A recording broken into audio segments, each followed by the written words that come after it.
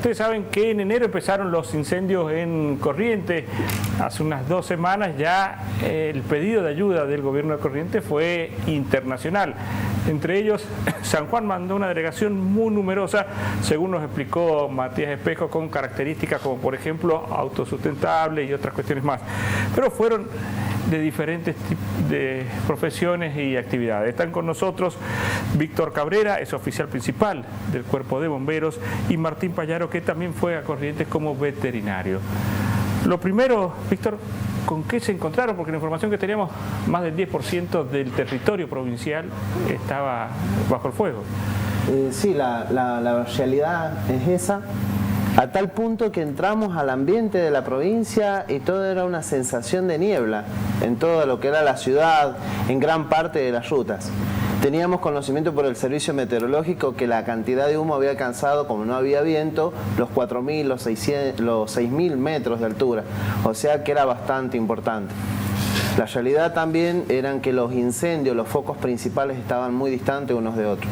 Santo Tomé, Ituzaingó, Iberá y en la zona de San Miguel donde estuvimos nosotros trabajando, la verdad que existían distancias importantes de 300, 150 kilómetros entre algunos focos y otros, ¿sí? Ustedes fueron con una delegación en donde iban con los carros de... Claro, nosotros el día viernes recibimos la convocación a partir de las 11 de la noche, que a las 7 salíamos con destino a la provincia de Corrientes.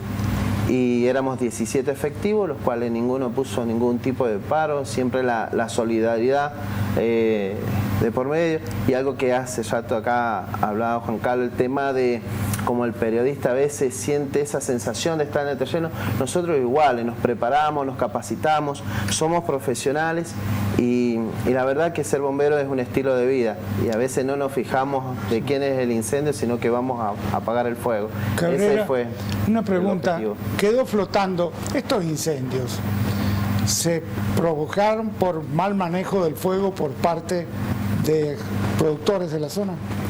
Yo te puedo asegurar que no por parte de los productores, ellos se dedican íntegramente a la crianza de animales, ellos su principal fuente es la ganadería, necesitan de esas pasturas para que los animales se alimenten. Además están con un tiempo de sequía bastante importante, o sea que no se les garantiza que después de una quema controlada o no controlada que quieran efectuar ellos, puedan tener un pasto verde en el momento. Sino también apostamos nosotros, de acuerdo a nuestra experiencia, a las condiciones climáticas. Nosotros estamos acostumbrados a los vientos ondas, a temperaturas elevadas en los meses de verano, pero ellos llegaban a 40, 42 grados, hubo un momento 44 grados de sensación térmica con una humedad muy elevada y nada de precipitaciones, lo que producía gran sequedad en todo el ambiente de la zona. ¿Sí? Según lo que nos explicaban, Valle Fértil quizás tiene características más similares a lo que puede ser Corrientes en los incendios. En lo que son los incendios en el Médano y en otros lugares están más acotados por la parte urbana que limita. En Corrientes no, el fuego seguía. Estos fuegos tienen gran extensión de campos. La función de los bomberos sanjuaninos que participaron ahí, más como nos llamaban ellos ante el COE, los sanjuaninos, nos tocó la ruta 5, que es entre San Luis del Palmar y San Miguel, a donde ya están los esteros de Liberá. Son alrededor de 150 kilómetros de ruta, a donde hacia ambos lados se extienden campos y estancias y unas características muy particulares, los bosques de palmeras, también varias zonas humedales que ellos le llaman, que es una vegetación tipo totora que se crea por arriba y todo zona de barro. O sea que el desplazamiento caminando o en vehículo es muy difícil. Entonces el fuego se hace imposible de poder controlarlo en ese tipo de zonas porque no se puede acceder. Así que el fuego va por la superficie del suelo, combustionando las pasturas y nadie puede acceder porque en el momento que intentamos ingresar, los vehículos se enterraban y el desplazamiento se hacía imposible sobre el barro poder caminar. ¿Sí? La otra cuestión eran los animales, porque me imagino que sacar un animal mediano debe ser fácil. 100 vacas juntas debe ser muy difícil sacarlas del fuego. Sí, en realidad, bueno, nosotros, como cuenta él, llegamos a los campos a asistir a los productores y nos encontramos un panorama devastador, desolador, no solamente en el tema de producción animal, sino con los dueños de los propios campos que estaban en una situación desesperante, obviamente algunos mucho más que otros. De hecho se formó algo muy lindo porque con el pasar del tiempo empezamos a unirnos en grupos multidisciplinarios y nosotros, a quienes quiero mandarle un fuerte abrazo, empezamos a salir con la gente. Verónica Pérez, que es nuestra líder del equipo de veterinarios, empezamos a interactuar con la gente de salud mental, entonces ya cuando íbamos a los campos a atender los animales quemados, íbamos con ellos, con Laura Tamarit, con Adriana Videla y César Castro, que nos hicieron un apoyo tremendo. Entonces entrábamos a los campos y curábamos a los animales y ellos asistían a los dueños de los campos. Vi una foto realmente impresionante, un animal huyendo del fuego pero incendiado, el animal, sí, un bombero tratando de apagarlo. Sí, lo que es fauna, en donde nosotros estuvimos en Santo Tomé, no quedó, donde estuvieron los incendios no quedó nada. Nada. No encontramos nada, ni animales ni siquiera heridos, no, quedaron cenizas, calcinados. Y en cuanto al daño, empezamos a ver que el daño en ese momento era mucho más productivo de ganadería que otra cosa. El tema cuál era, que el incendio arrasó con miles y miles de hectáreas, quemó postes, quemó alambrados, quemó todo. Entonces el problema estaba en que los animales obviamente se iban del campo huyendo del fuego y empezaban a aparecer quemados de a poco. Un día aparecían 3, al otro día aparecían 4, obviamente otros no aparecían. Entonces era un tema. Nosotros íbamos con el equipo veterinario y salud mental. El equipo veterinario nuestro estaba conformado por la doctora Pérez, la doctora Laura Godoy, que también quiero destacar el trabajo que hicieron, y yo. Pero la verdad que era, sinceramente, no había manera de no hacer equipos multidisciplinarios porque eran falencias Martín, de todo tipo. La pregunta es que estos daños no terminan con apagar el fuego, se van a prolongar en los años, porque de aquí, esta es una zona de engorde y de acá que se vuelva a crear el pasto, vuelvan a generar vientres y animales, sí, va a pasar mucho tiempo. Sí, el ciclo productivo se interrumpió. Algunos obviamente tienen campos de cría. Ahí la pastura, bueno, ahí vamos a entrar en una parte un poco técnica, pero ahí la pastura que había ahí era más que nada para cría, o sea, para terneros. O en algunos pocos casos había engorde o cabañas, que es para genética. Lamentablemente los campos de cría y en las cabañas el ciclo productivo se interrumpió. No van a tener cosecha de ternero y el ciclo biológico es imposible acortarlo de destete, de gestación hasta que entre en producción, o sea que de acá a 5 años es muy difícil tener una cosecha de ternero, por lo menos como la que han tenido el año pasado, por ejemplo. ¿Qué pasa cuando un animal tiene un alto grado de porcentaje de su cuerpo quemado? ¿Lo sacrifican? ¿Lo pueden salvar? ¿Cómo actuaban? Mira, Juan Carlos, nosotros entrábamos a campos donde los animales tenían hasta el 80% del cuerpo quemado. Y yo te he mandado imágenes, no sé si las has alcanzado a ver. Y, un caballo que y sinceramente parecían. ¿Están pasando parecían animales hervidos. Era devastador ver cómo estaban. Esa imagen nos llamó mucho la atención. Esa imagen la sacó, esa foto de Laura Tamarit, la de la Virgen, intacta, nitis nada. Pero los animales no.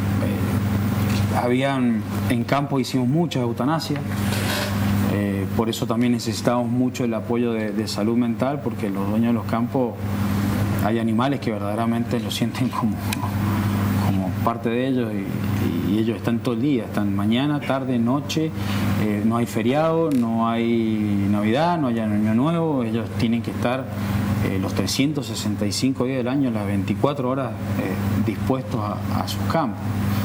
Entonces, sinceramente, fue una carga emocional brava.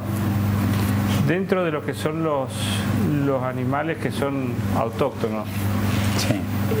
¿Eso se ha perdido en determinadas zonas? Nosotros no encontramos nada. Nada. No. Está bien que donde nosotros estuvimos, como contaba, es ganadero, fauna autóctona había más en los bajos, en algunos humedales donde por ahí el fuego había parado un poco, pero la fauna, o sea, los lugares que fueron quemados y que había fauna, no ha quedado nada. La lluvia fue providencial, ¿no, Cabrera?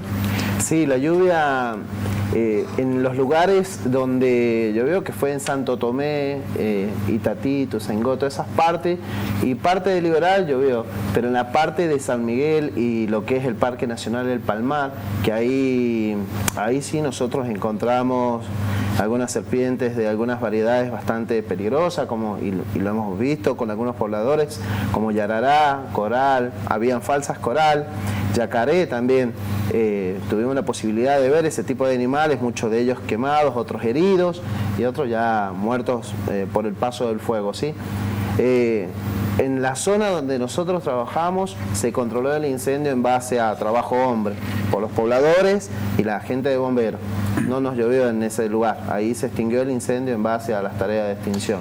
Dígame, pero, sé que es complicada la pregunta, pero se reaccionó un poco tarde por parte de Corrientes, ¿no? yo creo que lo hablábamos hace rato acá con el señor, es que les llegaron, creo, muchos recursos juntos, y habían lugares a donde habían demasiados recursos de distintas fuerzas de bomberos, de salud, y habían otros lugares que no tanto, o no tenían el manejo de qué se contaba. La coordinación falló. Coordinación.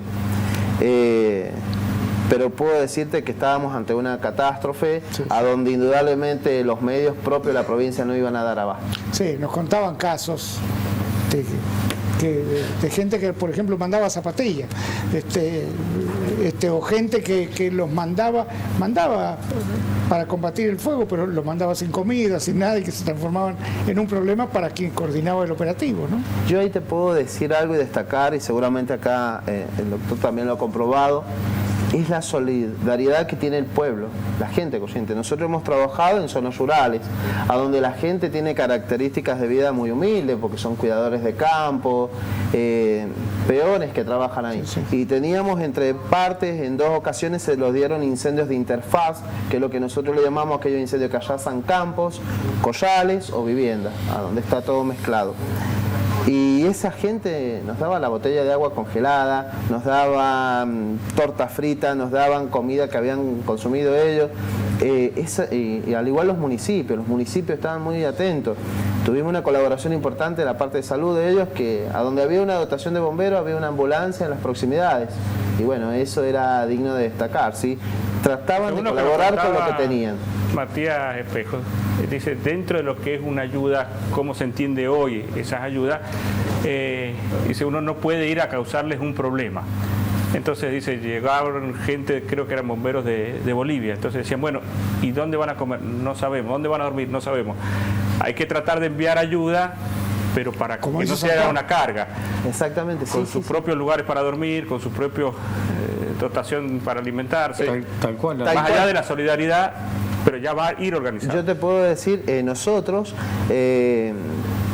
en los incendios forestales, que nos capacitamos para eso, íbamos provistos de carpas y elementos de rancho para alojarnos a medida donde estuviésemos trabajando, buscando aquellos lugares descampados, camping, lo que sea, y poder ir avanzando. Nos sucedió que la gente de San Luis del Palmar tenían un SIC desocupado al costado de una ruta, y nos destinaron todo ese salón para que sea ocupado por bomberos de la Policía de San Juan. Pero sí, nosotros sabemos, igual llevábamos comidas enlatadas, no perecederos, porque íbamos con una planificación de 10 días de trabajo en el campo nada más, y ser autosustentados y no tener que depender de la provincia. Sí. Muy bien, muchas gracias. Creo que el papel de San Juan ha sido ponderado, ¿no? Porque ha sido algo bien organizado.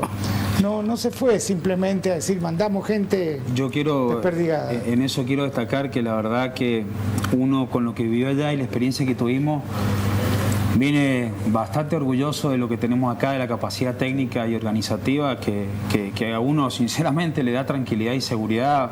Matías, por ejemplo, toda la coordinación, cómo se movieron, cómo creo que estamos preparados para nuestra propia provincia si llegara a pasar algo. Matías tiene la experiencia de defensa civil, que trabajó mucho tiempo. Él estuvo mucho tiempo en protección civil e incluso coordinó mucho la ayuda de los que fueron los incendios en Chile.